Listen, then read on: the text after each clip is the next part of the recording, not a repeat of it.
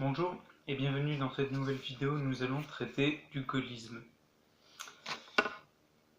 Le gaullisme, hier, aujourd'hui, et peut-être encore demain, ou peut-être pas, plutôt pas.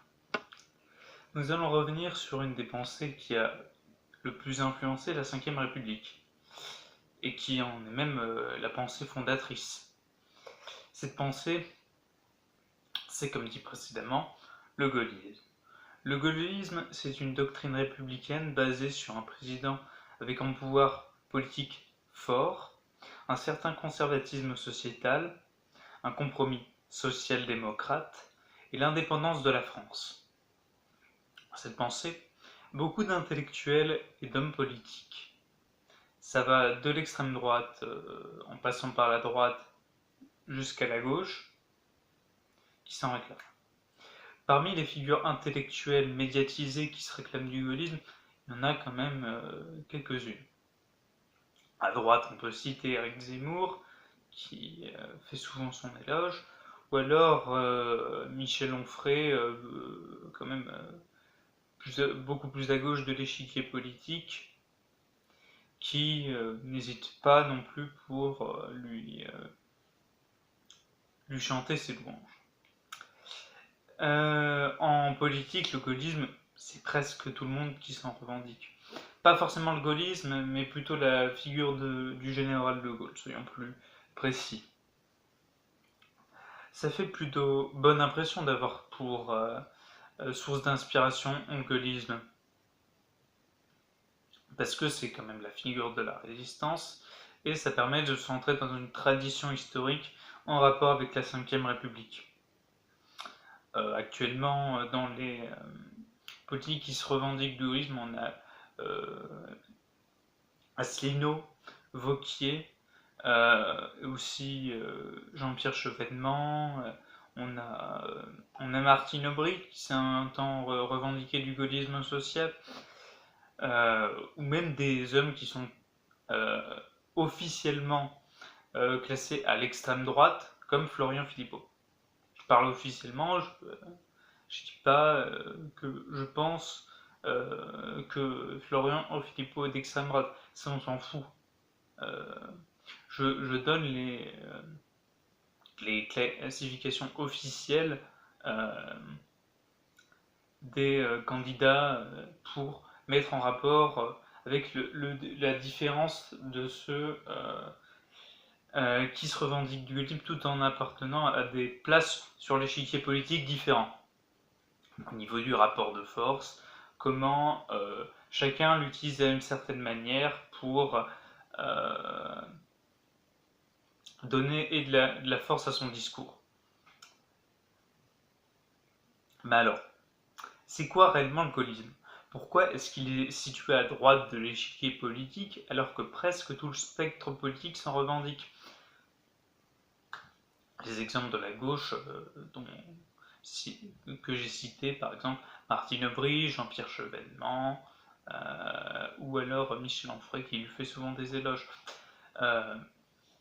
et qui peut se déclarer aujourd'hui l'héritier du gaullisme. Est-ce que ça a réellement un sens aujourd'hui, ou alors est-ce que c'est un abus de vocabulaire? Et est-ce que le gaullisme existe-t-il seulement encore, ou est-il même possible au niveau de la situation des rapports de force internationaux et au niveau du rapport économique? Est-ce que c'est seulement possible?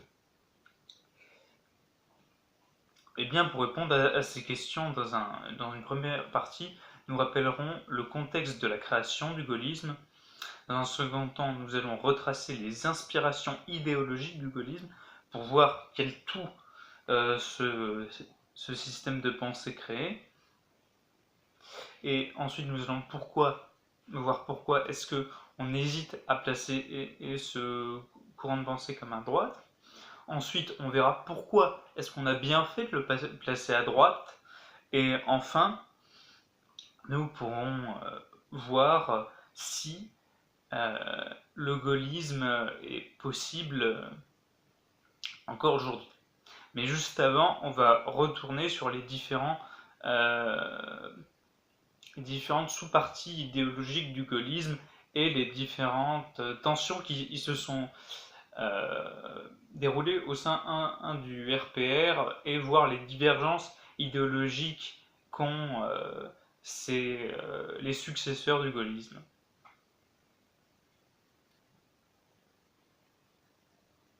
Donc, dans cette première partie, nous allons rappeler le contexte de création du gaullisme, même si je suppose que vous le connaissez via l'histoire que vous avez dû apprendre durant votre éducation. Donc le gaullisme doit son existence au rôle joué par le général de Gaulle dans les moments importants de l'histoire de France, la résistance face à l'occupation allemande entre 1940 et 1945, et l'opposition à la 4ème République, qui a succédé le gouvernement provisoire mené par le général de Gaulle. La figure du général de Gaulle doit son importance car il est le symbole de la résistance française. Il est l'homme de l'appel du 18 juin. Le gouvernement provisoire du général de Gaulle est remplacé par la 4ème République. C'est une république parlementaire. Et on verra plus tard que c'est totalement l'opposé de la pensée idéologique de Gaulle.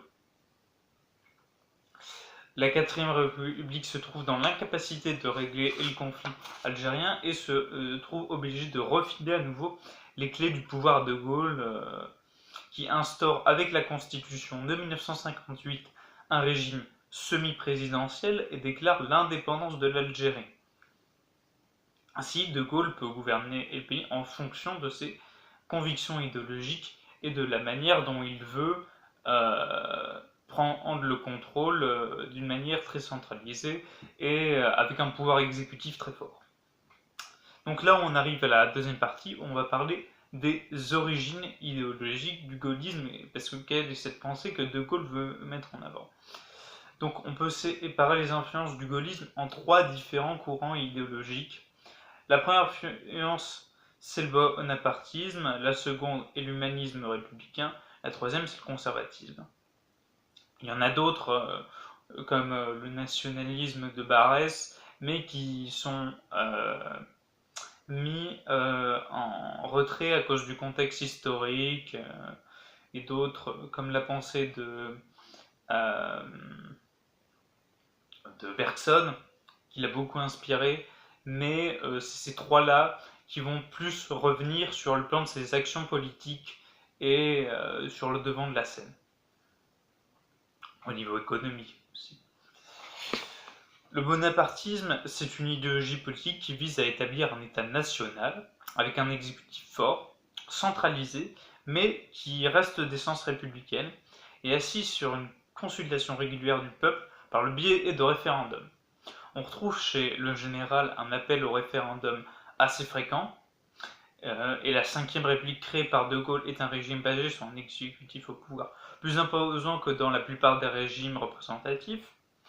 On peut également retrouver un certain culte du chef chez Bonaparte, comme chez le général de Gaulle, même si c'est moins présent que chez Bonaparte.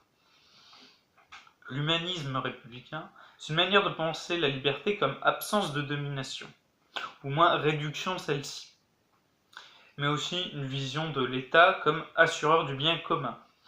Cette vision de la liberté peut s'opposer à une version libérale de la liberté, qui verra la liberté comme une expansion indéfinie des droits individuels. On peut retrouver dans l'action politique cette conception, car il a appliqué une politique keynésienne où le bien commun était assuré en faisant un compromis de classe et ayant comme des conditions sociales plutôt favorables pour les travailleurs, même si c'était pas non plus ils ne se roulaient pas sur l'or, soyons clairs. Le conservatisme, c'est un courant idéologique et philosophique, politique qui veut maintenir la tradition établie par le passé, de peur d'un changement trop brusque entre la société et le système politique. Parmi ces traditions peuvent se trouver des pratiques qui peuvent être un petit peu contestable sur le plan en pragmatique ou sur un plan humaniste, comme le refus de la suppression de la peine de mort, l'interdiction de l'avortement. De Gaulle était en effet favorable aux deux pratiques précédemment citées. Donc ces influences parfois opposées les unes aux autres participent à un certain brouillage politique qui peut faire hésiter à placer politiquement le gaullisme. Voyons voir quels sont les autres facteurs qui nous incitent à ne placer le gaullisme comme une idéologie de droite.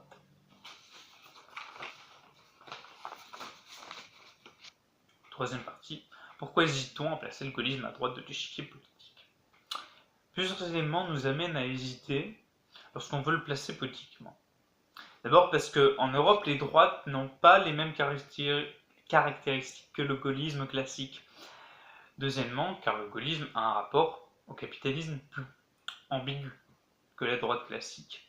Et troisièmement, car beaucoup de personnalités de gauche entouraient le général de Gaulle. En Europe, les droites se caractérisent par leur libéralisme économique très affiché et par leur atlantisme. L'atlantisme, c'est ce qu'on appelle l'allégeance aux États-Unis d'Amérique. Or, de Gaulle, n'était pas un grand fan du pays de l'oncle Sam. Le président Roosevelt avait essayé de l'évincer lors de la libération. De Gaulle souhaitait la souveraineté populaire et nationale de la France et a même fait un pacte avec le régime soviétique pour conserver une certaine indépendance de la France. Le traité d'alliance et d'assistance mutuelle en 1944. Cette opposition aux États-Unis peut se confondre avec celui de la gauche traditionnelle, qui n'est pas non plus une grande admiratrice de l'hyperpuissance colonisatrice. Le rapport du gaullisme au capitalisme est plus ambigu que chez le reste des droites traditionnelles. De Gaulle disait à propos du capitalisme, le capitalisme n'est pas acceptable dans ses conséquences sociales. Il écrase les plus humbles, il transforme l'homme en un loup pour l'homme. Troisièmement, De Gaulle était suivi par plusieurs hommes de gauche, notamment Louis Vallon, c'était un ancien membre de la SFIO, qui appelait à voter pour François Mitterrand lors de l'élection présidentielle de 1974 et celle de 1981. Face à Valéry Giscard d'Estaing. Pas face à De Gaulle. Hein. N'exagérons rien. C'est pour ça qu'il est du côté de Gaulle. Mais alors, pourquoi le classer à droite si tant d'éléments le séparent des critères de la droite classique? Quatrième partie. Pourquoi le gaullisme est-il de droite? Le gaullisme, malgré ses différences avec les droites classiques européennes, garde des éléments qui l'empêchent d'être classé ailleurs qu'à droite. Ces caractéristiques sont son conservatisme sociétal, son opposition farouche au socialisme, ainsi que la victoire historique de l'aile droite sur l'aile sociale au sein du mouvement gaulliste. Le conservatisme sociétal, c'est un marqueur central de la droite, tandis que le progressisme sociétal se situe historiquement à gauche. Le gaullisme était, comme précédemment évoqué, très proche de ce conservatisme-là. Ce conservatisme sociétal ne se contentait pas des questions de la peine de mort, de l'avortement, mais se rapprochait aussi d'un autoritarisme sécuritaire et militaire, généralement jugé incompatible avec les valeurs de gauche, ou même celles du centre. Et néanmoins, il savait accepter le progressisme, il a accepté la pilule de contraception, c'était avant tout un homme de pragmatisme, qui avait à la base des idées conservatrices, mais qui savait de temps en temps s'adapter aux circonstances. De Gaulle, bien que dénonçant le capitalisme, était bien agressif envers les socialistes et leur pensée. C'est pour ça qu'il était l'un des opposants les plus forts au Parti communiste et à la SFIO.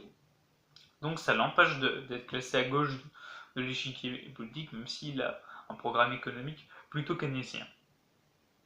Le gaullisme traditionnel a beau être ambigu sur la gauche droite, au final, c'est le néo-gaullisme de Georges Pompidou qui est bien marqué à droite sur le plan économique, qui triomphera. Pompidou n'était pas du tout fan du projet de nouvelle société que défendait De Gaulle et que défendra à la suite Chaban-Delmas. D'ailleurs, il évincera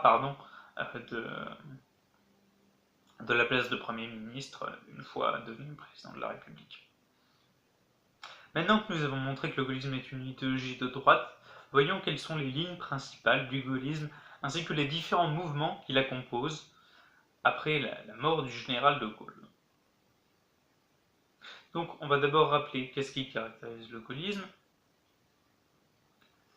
C'est un désir d'indépendance et de souveraineté nationale. Le général s'est rapproché avec Staline pour l'indépendance nationale. La défense de la laïcité républicaine. Il voulait un respect strict de la laïcité et laisser sa foi chrétienne dans le cadre de la sphère privée.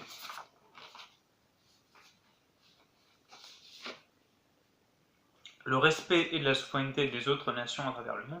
Il souhaitait la liberté au Québec. Il a dit « Vive le Québec libre ». Oui, il l'a dit. Ainsi que d'autres points comme l'assimilation culturelle, le respect des traditions françaises, etc. Chose qui était partagée à l'époque par l'ensemble des partis. C'est plutôt vers les années 80 où le multiculturalisme est apparu et a remplacé la politique d'assimilation. On peut distinguer, après la mort du général, 3 courants idéologiques opposés au sein du gaullisme. Le néo-gaullisme, créé par Georges Pompidou, poursuivi par Jacques Chirac et Alain Juppé.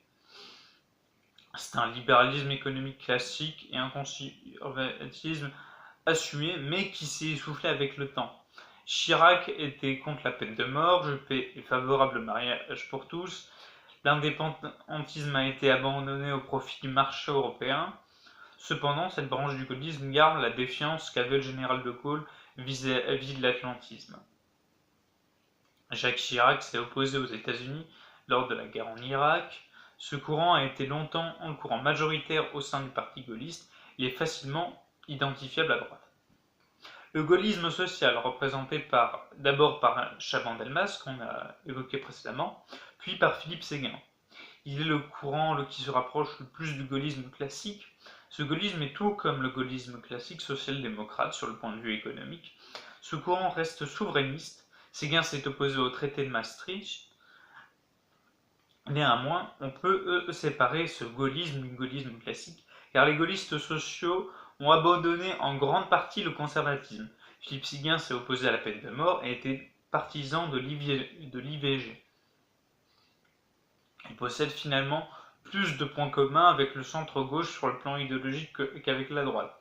C'est assez rigolo. Sarkozy et Balladur, qui étaient les représentants de l'aile libérale du RPR et de l'UMP, peuvent se revendiquer du gaullisme, cependant ils ne partagent pas grand-chose avec le gaullisme. Ils ne sont pas souverainistes, mais européistes et même atlantistes. Ils rompent avec le respect des différentes nations qu'avait De Gaulle en s'alliant avec les néoconservateurs états-uniens, mais au final gardé de De Gaulle qu'un conservatisme encore plutôt moderne. On voit bien ici que les héritiers officiels du gaullisme sont dans un conflit permanent durant les années 80-90 et qu'il y a un véritable clash idéologique entre ces idéologies qui n'ont plus vraiment, pour une grande partie d'entre elles, quelque chose à voir avec le gaullisme. Les gaullistes sociaux comme Séguin ne laissent actuellement la place qu'à des opportunistes qui sont anti-humanistes, antisociales, comme Laurent Wauquiez, et qui n'ont plus grand-chose à voir avec le gaullisme, mis à part le conservatisme. Le libéral du parti n'a pas grand-chose à voir avec le gaullisme. Sarkozy, j'ai quand même du mal à le placer gaulliste. Les néo-gaullistes seront bien partis pour se rallier au néolibéralisme incarné par Emmanuel Macron, l'équipe de Juppé qui se rapproche de plus en plus idéologiquement du président de la République actuelle. Mais est-ce que le gaullisme est-il seulement possible aujourd'hui? Est-ce que c'est quelque chose de faisable? Eh bien, on va voir que non. Le gaullisme, bien que l'une des forces idéologiques qui a été la plus importante au départ de la Ve République, n'est plus et ne peut plus être, car les conditions matérielles propices à son exécution ne sont plus là. Le compromis humaniste, social-démocrate, n'est plus possible depuis la fin des Trente Glorieuses, car en période de crise, les capitalistes n'ont plus aucun scrupule pour le bien-être de leurs travailleurs. Et c'est le rapport de force qui s'établit avec violence. Le dépassement de la lutte des classes et une alliance entre travailleurs et capitalistes en faveur de la nation n'est plus possible lorsque le capitalisme est globalisé. Sans en compter que l'assimilation républicaine n'est plus un critère valable de citoyenneté depuis que la mondialisation a permis à des Français de culture de trahir leurs concitoyens en délocalisant ou en faisant de l'optimisation fiscale. On peut malgré tout aujourd'hui voir des inspirations du gaullisme, même si le gaullisme en tant que tel n'est plus possible. Sur le plan international, il y a Jean-Luc Mélenchon qui se réfère de temps en temps au gaullisme avec l'indépendance nationale. Ou bien l'entretien du culte de la personnalité présidentielle, comme le fait actuellement Emmanuel Macron. Ça se rapproche pas mal du gaullisme. Néanmoins, le gaullisme est mort et ne pourra plus jamais revenir. De même que l'on évoque encore le bonapartisme, sans cependant en imaginer la renaissance. J'espère que vous avez apprécié cette vidéo. N'hésitez pas à partager si vous avez apprécié ou à laisser des commentaires si vous voudrez corriger ou s'il y a des points que vous voudrez améliorer. Je vous souhaite une bonne journée et au revoir.